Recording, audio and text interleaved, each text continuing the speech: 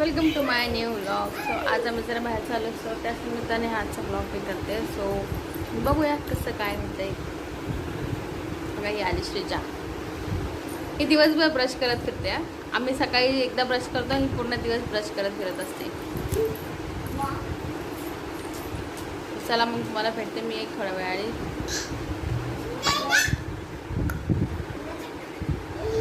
चला फ्रेंड्स, तर फायनली आता आम्ही रेडी झालो आणि आम्ही चालू आहे बाहेर. बघा असं काहीतरी आम्ही हे श्रीजा इथे बघा. आणि आज आता आम्ही आईची आई आली की आम्ही निघतोय लगेच. इथं जरा रोडचं काम चालू आहे म्हणून आवाज डिस्टर्बन्स होते.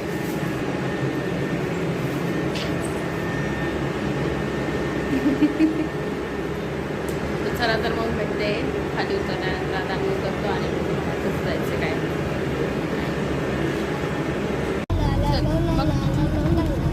आता आम्ही चाललोय फायनली ऑटोमध्ये.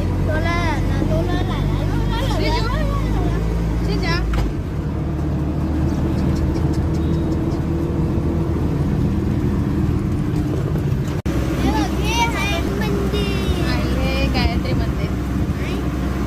हो, हे आहे गायत्री मंदिर.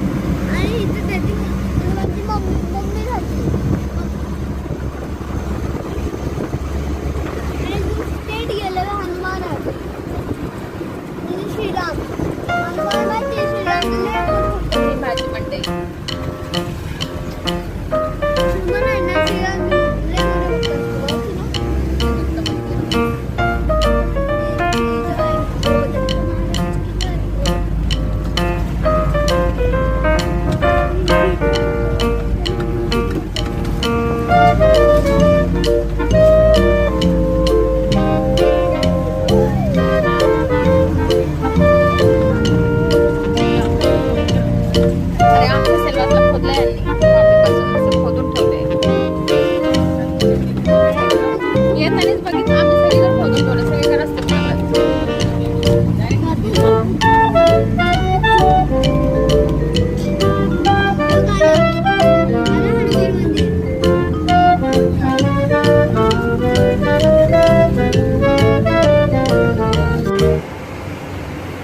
सो फायनली आम्ही पोहोचलो होतो मंदिरात. हे हनुमान दादांचं मंदिर आहे. मी जेव्हा पण इथे येते तिथे त्यावेळेस मी या मंदिरात नक्की येते, मला छान वाटतं. सो आम्ही इथे आलो होतो मंदिरात, दर्शन घेतलं, छान असं मस्तपैकी दर्शन झाले. आणि मग हा एक मंदिराच्या आवारात पिल्लू फिरत होता म्हणून मी त्याचा एक व्हिडिओ घ्यायचं हे ट्राय करत होते. आणि हे मंदिर तुम्ही बघू शकता, खूप छान आहे, शांत असं मस्त आहे. सो फायनली मग दर्शन करून आम्ही निघालो होतो चालत. सो फायनली मस्तपैकी दर्शन करून आम्ही निघालो होतो घराकडे. सो आम्ही येताना आम्ही आलो होतो ऑटोने, जाताना आईला म्हणलं की चल आपण जाऊया चालत, काही इतकं जास्त डिस्टन्स नाही आहे. सो आम्ही चालत निघालो होतो घरी जाण्यासाठी. सो इथे मी व्हिडिओ घ्यायचे हे बघत होते दोघांचा, म्हणजे पब्लिकमध्ये घेता येतात का नाही असं स्वतःलाच मी बघत होते की घेतोय का नाही. सो थोडंफार ट्राय केलं मी. नंतर मग आम्ही पोहोचलो ह्या ठिकाणी. इथे एक छोटासा मेळासारखं लागलेलं आहे, जिथे कपड्यांचे स्टॉल, आपले ज्वेलरीचे स्टॉल वगैरे सगळेच लागलेले छान. आणि स्वस्त होते, कपडे छान होते. 150-150 रुपयाला आपले प्लाझोज वगैरे होते, टॉप्स वगैरे होते, कुर्तीज वगैरे होत्या. सो बघत होतो आम्ही तेच फायनली. नंतर मग सगळं म्हणलं आधी फिरून घेऊया, नंतर बघू डिसाईड करू काय घ्यायचं की नाही घ्यायचं. सो इथे बघा क्रॉकरी आयटम्स खूप मस्त वाटत होतं मला. छोटंसंच होतं पण छान होतं. येतील का आई श्रीजासाठी कपडे बघत. इथे आई श्रीजासाठी कपडे बघत होते आणि मी आईला तेच सांगत होते की ही पोरगी आधीच फ्रॉक घालत नाही, हे घेतलं तर हे घालते का नाही काय माहीत. सो सोड हा विषय, आपण जाऊयात पुढे. सो आईला सांगत होते पण आई काय ऐकायला तयार नव्हते. आई बघतच बसले होते, हे बघू का ते बघू.